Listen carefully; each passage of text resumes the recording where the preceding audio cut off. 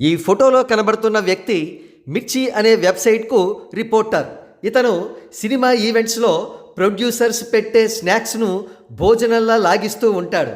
అది గ్రహించిన యాంకర్ సుమగారు ఇతనికి స్నాక్స్ను భోజనంలా తినవద్దని ఒకసారి గడ్డి కూడా పెట్టారండోయ్. కాగా ఇతను కమ్మ కులగజ్జి ఎక్కువగా ఉండడం వల్ల టీడీపీకి అనుకూలంగా, జనసేనకు వ్యతిరేకంగా ఆర్టికల్స్ వ్రాస్తూ ఉంటాడు. ఇతడు రీసెంట్గా షేర్ చేసిన ట్వీట్ని చూడండి. Pawan tail cannot wag the dog అంటూ ఒక హ్యూమిలియేటింగ్ స్టేట్మెంట్ ఇచ్చాడు. అంతేకాకుండా 2019 జనరల్ ఎలక్షన్స్లో జనసేన పార్టీ 1 సీటు మాత్రమే గెలుచుకుందని, పవన్ కళ్యాణ్ గారు పోటీ చేసిన 2 సీట్లలోనూ కూడా ఓడిపోయారనే విషయం గుర్తు చేశాడు. అంతేకాకుండా మినీ ఆంధ్ర అనబడే కూకట్పల్లి నియోజకవర్గం నుంచి జనసేన పోటీ చేసి డిపాజిట్స్ రాకుండా ఓడిపోయిందనే విషయం సెలవిచ్చాడు. అయితే ఈ మిర్చిగాడు ఇదే ఐడియాలజీ ఉన్న మరికొంతమంది కులగజ్జిగాళ్ళు కొన్ని ముఖ్యమైన విషయాలను డెలిబరేట్గా మర్చిపోతున్నారు.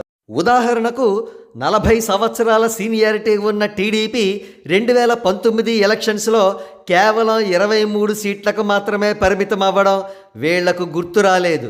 ఇప్పుడు మెన్షన్ చేసిన ఇదే కూకట్పల్లి నియోజకవర్గం నుంచి నందమూరి సుహాసిని గారు 2018లో కంటెస్ట్ చేస్తే ఆవిడ చిత్తుగా ఓడిపోయారు. మరి ముఖ్యంగా జనసేన పార్టీ కనీసం తెలంగాణలో 8 నియోజకవర్గాల్లో పోటీ చేసి కూకట్పల్లిలో 40,000 ఓట్లు అన్న తెచ్చుకుంది. టీడీపీ అసలు పోటీయే చెయ్యలేక చేతులెత్తేసింది. ఆ పార్టీ తెలంగాణలో చచ్చిపోయింది. ఈ క్షణంలో కూడా జనసేన పార్టీ లేనిదే టీడీపీకి బ్రతుకే లేదు. ఆ పార్టీ సర్వనాశనం అవుతుంది. అందుకే పవన్ కళ్యాణ్ గారు చెప్పిన పనల్లా చంద్రబాబు నాయుడు గారు చేస్తున్నారు. చివరికి బీజేపీతో అంటకాగడం ఏమాత్రం ఇష్టం లేకపోయినా ఇష్టం లేని కాపురం చేయడానికి రెడీ అవుతున్నారు.